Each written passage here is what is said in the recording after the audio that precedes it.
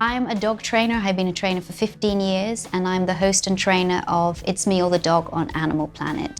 And I've been training dogs for 15 years. And I was introduced into training whilst I was an actor, actually. It was sort of my survival job, was walking dogs.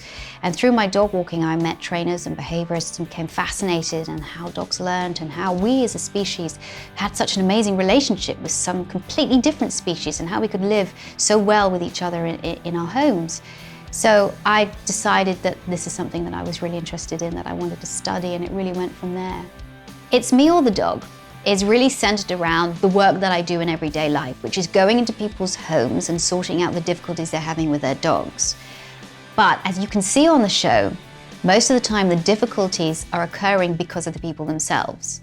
So as a trainer, I learned very, very quickly that yes, I would be working with dogs, but a large part of my job was to be working with people too. And the important thing about my show is that I really want to get out to the public that even though positive reinforcement techniques can work very fast, when a dog has a deeply ingrained anxiety problem or deep psychological problem, it's going to take time. And sometimes that change is not going to happen overnight. It's going to take a few weeks or a few months. And I might take a few breed-specific things into account. For example, if it's a border collie, I'm going to know that it may be particularly sound sensitive. It may require different things than, let's say, a Pekingese. But with my training techniques, there's no difference in style from when I'm training a Pomeranian to if I'm training a pit bull. It's all the same. But of course, because I've lived in New York City, because I live in Atlanta, a lot of my work is with pit bulls and pit mixes, all kinds of bully breeds. And I happen to be a fan. Why am I a fan? Because I think these are some of the most incredible dogs I've ever met. And yes, I've had very good ones. And yes, I've had really compromised ones. But these dogs do not deserve the bad rap that they're getting. There are highly compromised dogs of any breed. And I've worked with all of them. Yes, I've had some dangerous pit bulls, and I'm not going to say that I haven't. But I have found them across the board to be one of the most evenly tempered, emotionally stable dogs I've ever worked with. Much more than your Pomeranian or your Chihuahua.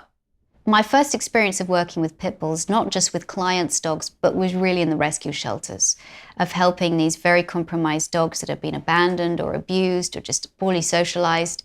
And so really I was thrown into the deep end. And I have to say that through my experience with them, I've never been bitten working with even an aggressive pit bull before.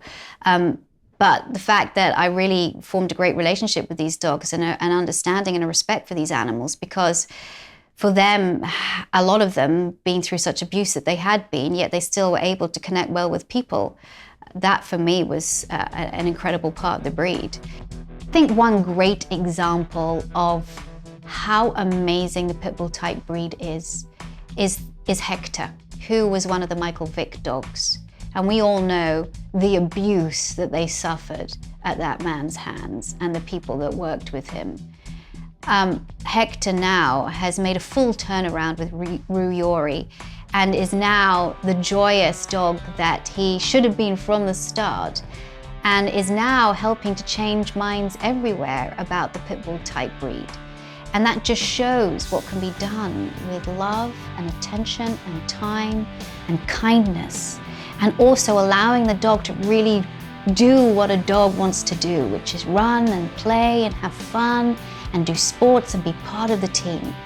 That is a success story, and that shows you what the pit bull breed is like. I'm supporting Beyond the Myth because I think it is a much needed film out there. I think it does a really good job of creating a balanced view, but also allowing the viewer to really experience from people who are going through it or have experienced BSL in their own backyard, allowing the viewer to understand that experience and how detrimental and devastating it can be for the families involved, let alone for the dogs that are taken away.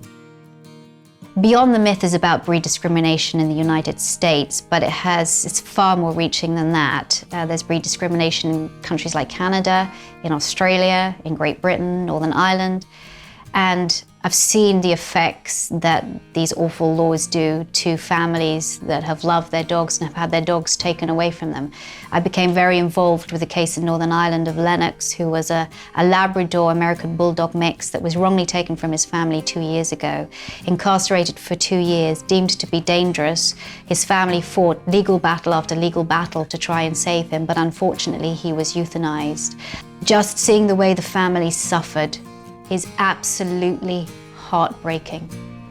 And this family fought and used everything they could to fight to get their dog back, and they were unsuccessful. And now you have a family that will forever be devastated. I think a film like this exposes breed-specific legislation for what it is, which is a knee-jerk piece of legislation that has been brought about through fear. It really attacks the innocent dogs, and it doesn't address the real issue of dangerous dogs in this country.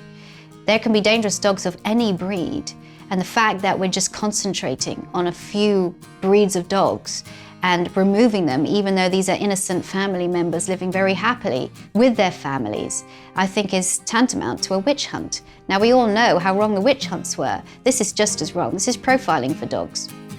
Even though you might not have a pit bull or a dog that's on the banned list, breed-specific legislation is going to trickle down, and many, many more breeds of dog can be affected. And it doesn't keep your child safe from the dog next door, the compromised German Shepherd. It doesn't take into account the aggressive Labrador that's living next door to your child. If we really want to address the problems of dangerous dogs in this country and the growing problem of dog bites, we need to look at the other end of the leash, which is human involvement.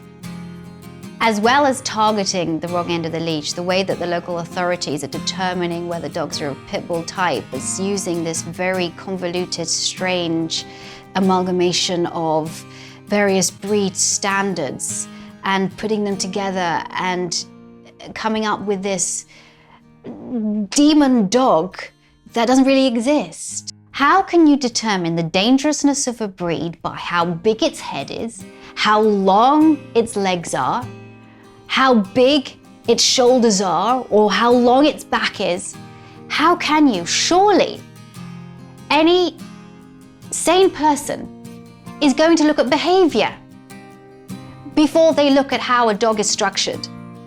And not only behavior, the cause of behavior, before they determine whether a dog is dangerous or not. To look at a dog and say, that is a pit bull, that is dangerous, we're going to take it away from you, is insanity. The Dangerous Dogs Act was brought in Britain in 1991. Again, a knee-jerk piece of legislation because there was a run of dog bites and some killings of children, which is devastating and should never happen, but by different breeds of dogs. However, the Dangerous Dogs Act was brought in 1991 and various dogs were put on the list of the banned breeds. Since 1991, the last 20 years, dog bites in England have increased by 50% and have increased by 150% in Scotland. Dog bites are increasing, that there are other reasons why there are now more hospital admissions from dog bites. A, there are more dogs out there, but B, there are so many different reasons: lack of socialization, not neutering and spaying your dog, confrontational training methods, not giving your dog enough time, not understanding what dogs need, not giving dogs enough exercise. All of these exacerbate difficult behaviors that are based in fear and anxiety in dogs that exacerbate aggression and therefore bites. The real issue of addressing dangerous dogs has to start with ownership.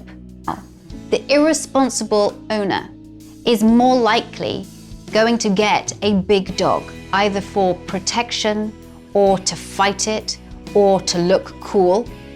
And that big dog is, through that irresponsible owner, not going to receive the training that it needs, not going to receive the socialization it needs, is very likely going to be tethered, neglected, maybe, not all times, but maybe treated in a bad way, If it is trained, confrontational methods, which we know exacerbate aggressive response, are more likely to be used.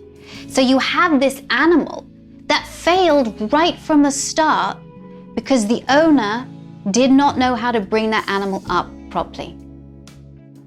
Owner irresponsibility doesn't just mean somebody is being malicious towards their dog or abusive towards their dog. There really are people that are just ignorant, and that's not me being patronizing, it's just that they're not educated. There are different philosophies when it comes to teaching dogs. And I think one of the greatest tragedies, certainly in this country, but beyond, in other countries too, is the fact that there is still quite an emphasis on teaching your dog to behave using forceful, punitive techniques.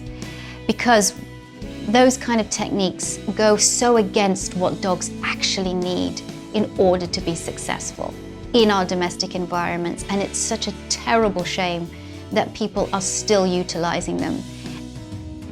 Confrontational training methods has shown to exacerbate aggressive response. We've had numerous studies done on this that proves this unequivocally. And yet the message is not getting through. Anything that includes shocking a dog using a shock collar or e-collar, a prong collar or choke collar, all of these devices are designed to cause pain. And the dog will stop doing the negative behavior in order to avoid the pain. I think that is a travesty in the dog training world. Other methods, I would say, forceful methods, are methods of restraint, like the alpha roll, where a dog is held down on its side or in its back by the owner until it submits to the owner. The dog looks calm to the owner when in fact the dog is employing an instinctive survival tool of shutdown. Positive reinforcement encourages the dog to learn through utilizing their drive, through play, through fun, through really understanding how a dog perceives the world and using that to make teaching easier. And that's why I'm dedicated to spreading the word about teaching animals in a humane way. And a large part of my work is teaching children how to be safe around dogs. And the most important piece of advice I give to new mothers-to-be and to parents of existing children is that you never, ever, ever, ever, ever leave your dog alone with your infant, your toddler, or your young child, not even to go to the bathroom. And changing laws so that laws prosecute the owners and put the emphasis on owner accountability rather than breed. Teaching people how to train their dogs in a force-less way so that their dogs don't become aggressive through confrontational methods, working in rescue shelters, helping these pit bulls, working with dog fighters to try and change the way that they're fighting their dogs to try and do some more positive things with their dogs rather than fighting them on the street. I would like to see much more education out there, because the more dogs that are being owned in this country, and there are around 76 million of them at the moment, the more they're going to be in your life, whether you own a dog or not. So I think we have to give out education to help people how to live with them safely. And also encourage your legislators to pass laws that tackle the right end of the leash. And if the laws are tackling the right end of the leash and are designed to hold owners accountable and responsible for their dog's behavior, congratulate your legislators, tell them they're doing a good job. And encourage them to be able to maybe influence other states to be able to change their legislation to keep people safe. If you do have breed-specific legislation in your area, I would encourage you to contact your legislators and provide them resources using Beyond the Myth film and the resources that that provides, but provide them resources that you can gather to be able to present your case, which is an extremely valid case. If you go to my website, positively.com, there are a number of resources about positive training, how to raise dogs, how to see signs of dangerous dogs, and about the pitfalls of breed-specific legislation as well. If you do that, then you're really taking positive action against breed-specific legislation. That's what it's all about. Yes, let's address the issue of dangerous dogs, but let's not look at breed type in order to get there. We have to move forward. Beyond the Myth is helping us move forward. And I just hope people wake up and take note.